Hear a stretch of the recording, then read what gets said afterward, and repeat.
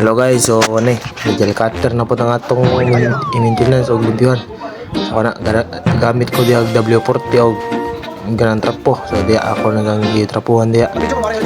Ang screw ka na yang may part sa iyang wire para dili mako nagtaya so diya.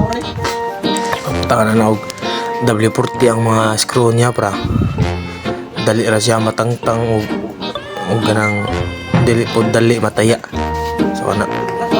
So tanawa na yung buhat diya guys. So yun sana ako pag maintenance so paglimpyo ang gel cutter.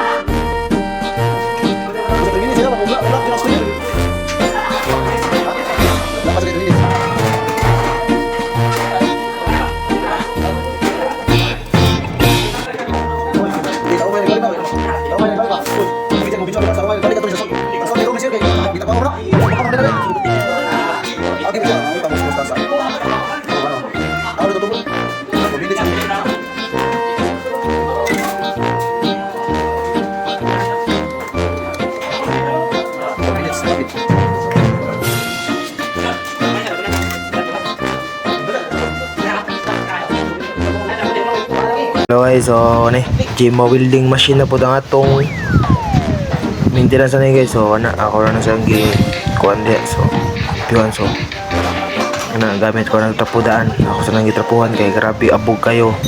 Kay siyempre na-standby ko diri sa shop na mo. So ako sa nang gipang trapuhan di. So nawala na yung video guys kung sa pa akong ipamuhat diri sa pag-maintenance aning Gimo.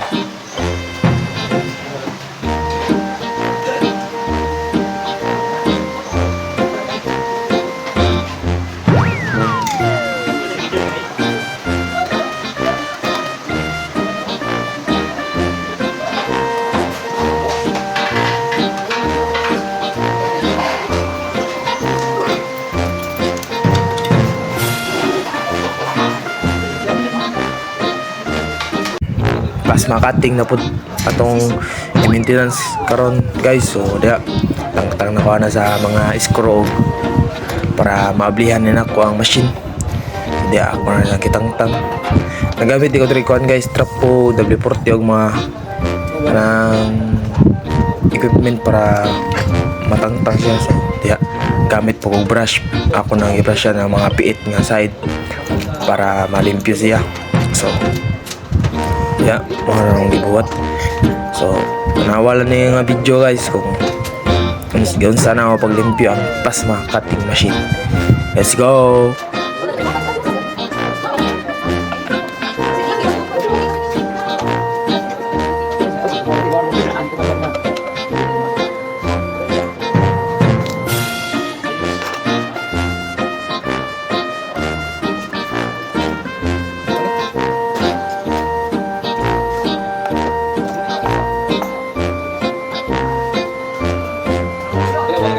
Vlog dito. Hi guys, welcome to my vlog. Ayun.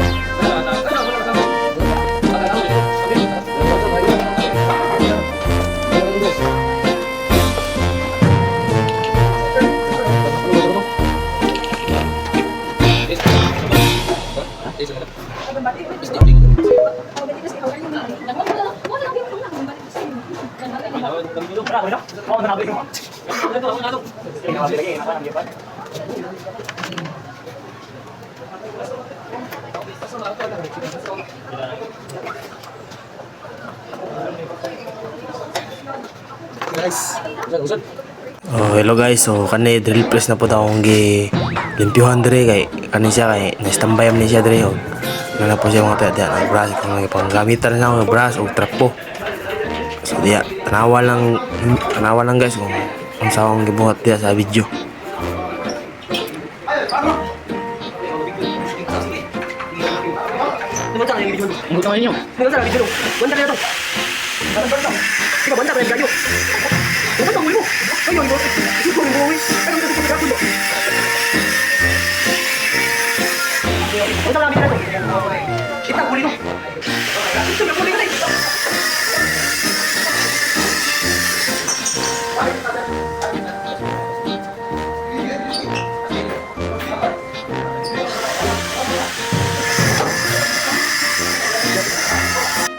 So kani guys, so kani handril na po ang atong kumbatihon na niguan guys.